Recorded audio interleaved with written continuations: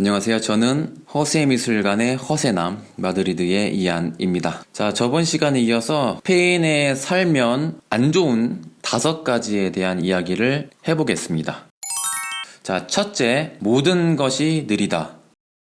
자, 그 많은 분들이 제가 여기에 살면 접하는 여행객들이요, 스페인에 살아서 너무 좋겠어요, 정말 부러워요, 그러시죠. 근데 원하시면 살 수 있어요. 마음만 먹으면. 예, 와서 고생하면 돼요. 모든 걸 내려놓고, 한국에서 모든 것을 내려놓고 오시면 돼요. 그 나중에 생각하시면 돼요. 그 걱정은. 그 한국에서 살 때에 그 여건이 얼마나 편했는지를 스페인에 살면 그걸 느껴요. 뭐 다른 외국도 마찬가지지만, 자, 뭐 예를 들어서 인터넷, 우리나라가 세계 최강이죠. 제일 빨라요. 스페인이. 다른 나라보다는 제가 봤을 땐 빠른 편인 것 같아요. 그래서 인터넷은 우리나라와 비교 안 되고요. 그 다음에 제일 심각한 게 업무 처리와 속도인데요.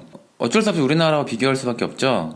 근데 우리나라와 비교하면 업무 속도, 그 일 처리하는 걸 보면요, 되게 답답해요. 스페인 사람들이 일을 못하는 게 아니라 제가 봤을 때는 우리나라가 과도하게 일을 잘하는 거예요. 제한된 시간에 사람의 능력치를 벗어난 엄청난 초인적인 일을 우리나라 사람들은 하거든요. 우리나라가 좀 비정상인 것 같아요. 근데 스페인 사람들은 인간적으로 일 처리를 한다. 그래서 그 업무 속도를 생각하면요, 답답해서 되게 적응이 안 돼요. 예를 들어서 은행 같은 경우에요, 그 체크카드 발권하려면 빠르면 일주일, 정말 빠르면 일주일, 2주가 걸려요. 그리고 한 번에 안 나와요. 은행 한 두세 번은 갔다 와야 되고, 활성화하는데도 시간이 걸리고, 며칠 뒤에 다시 올라가는 경우도 있고요. 물론 은행사마다 달라요.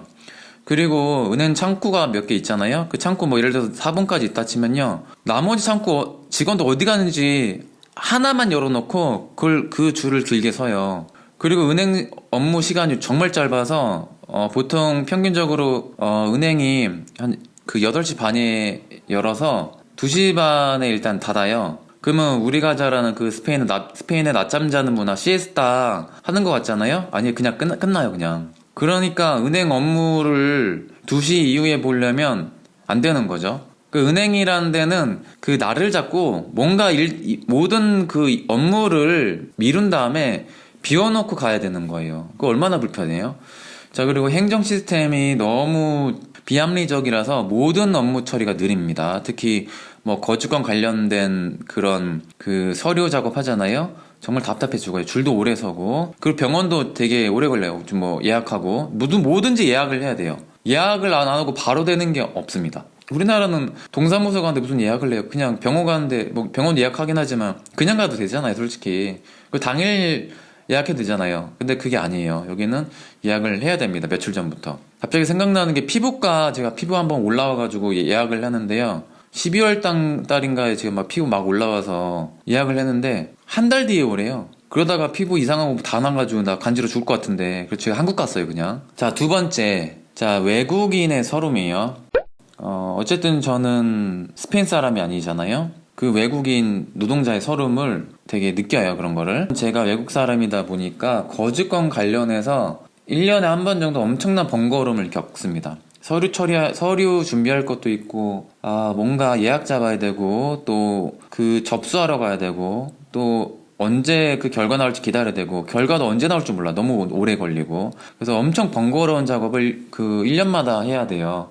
물론 사업 비자는 기간이 좀 길어요. 저도 이제는 이제 그게 기간이 점점 길어지는데, 아무튼 그 학생 때 특히 그 거주권 관련해서 엄청난 그 불편을 겪죠. 그리고 간접적인 그 인정차별이 있어요. 그러니까 보통은 없어요. 스페인 사람들이 보통 착해서. 그런데 이제 가끔 이제 개념 없는, 어디 가도 개념 없는 사람들이 있잖아요. 예를 들어 식당 같은 데에 좀 되게 악질인 경우가 있으면요, 일부러 말을 막 못 알아듣게 막 일부러 막 빨리 해요. 블러블러블러 하면서. 그래서 일부러 약간 조롱하는 듯한 그런 사람이 간혹 있어요. 그건 약간 간접적인 그런 거죠. 그리고 그거는 의도한 것도 있고 무지해서 그런 것도 있는데, 우리나라 사람들이 니하오 이러면 되게 싫어하잖아요. 자랑스러운 한국인이니까. 우리가 되게 그 자부심이 강한 민족이에요. 문화적인 그런 비교하면 굉장히 기분 나쁘죠.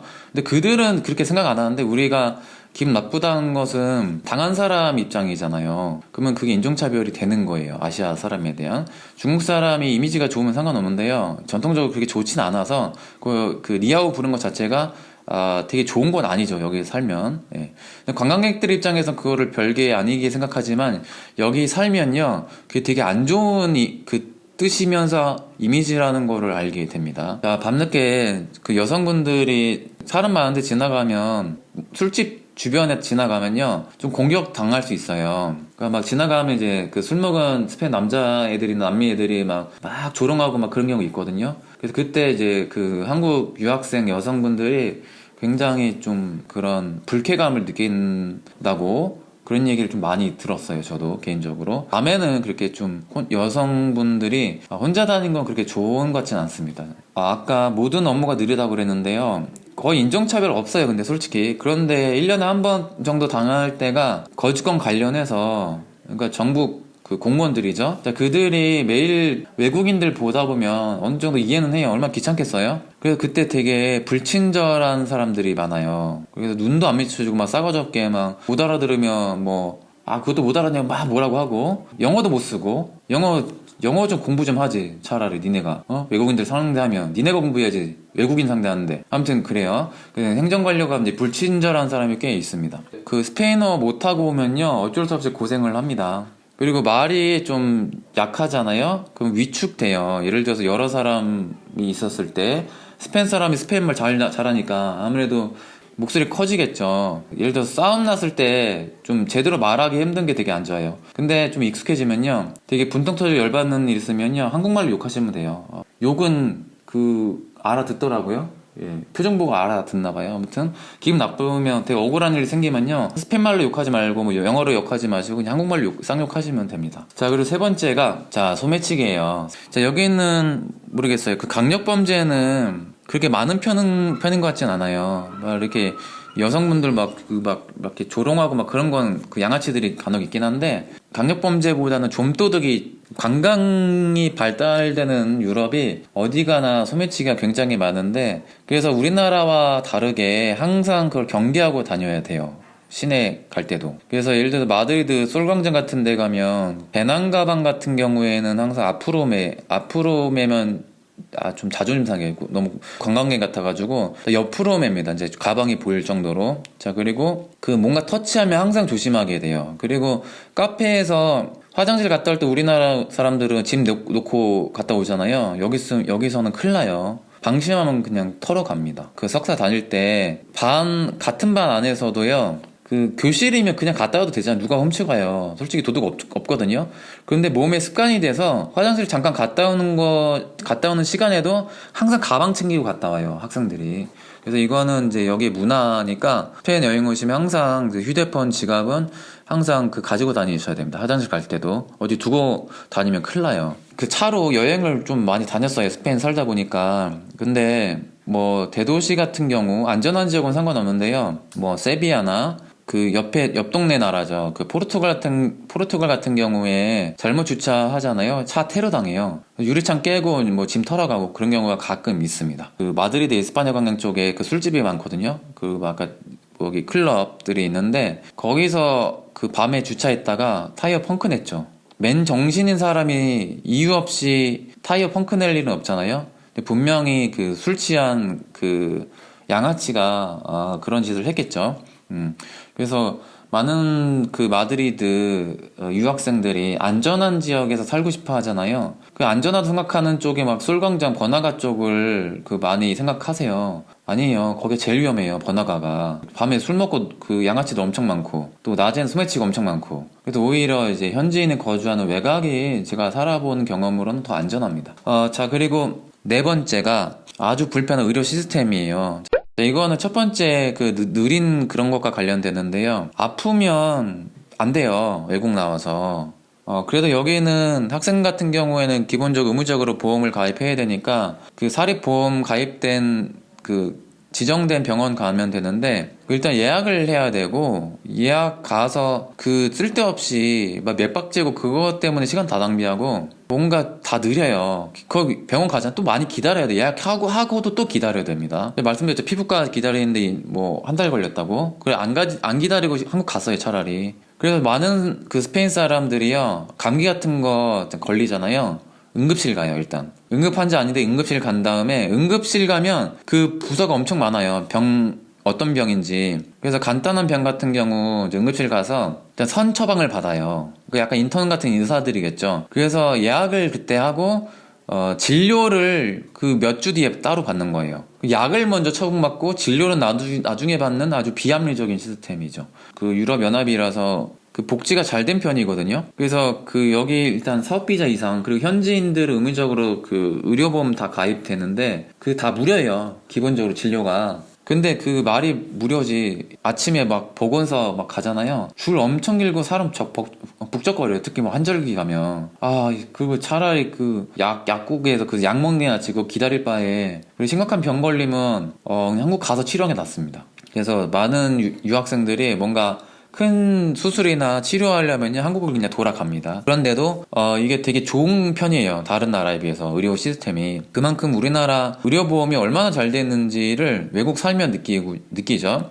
미국 같은 경우에는 아프면 죽어야 되죠. 그래서 우리나라 의료 시스템은요 바꿀 게 전혀 없어요. 오히려 외국에서 배우려고 하는 건데 쓸데없이 그거를 바꾸려고 하는 게 되게 안 좋은 거죠. 자, 그리고 5번째가 불편한 인터넷 쇼핑이에요. 자, 제가 스페인에서 인터넷으로 뭘 주문하잖아요. 그때마다 불안했어요. 왜냐면 언제 올지 모르고 제가 집을 비우고 있을 때는요 우체국에 갖다 줘요. 딱지를 남기고. 그럼 제가 우체국을 불편하게 가가지고 찾아와야 돼요. 혹은 요즘에 택배 시스템에서는 임시적으로 지정한 업체를 선정해서 그곳에 물건을 맡기고 그 업체에서 수수료를 조금 떼가고 그걸 제가 거기 가서 찾는 시스템이에요. 그러니까 집에 배달을 안 한다는 얘기죠. 집에 배달이 잘 오기 힘든 이유가요.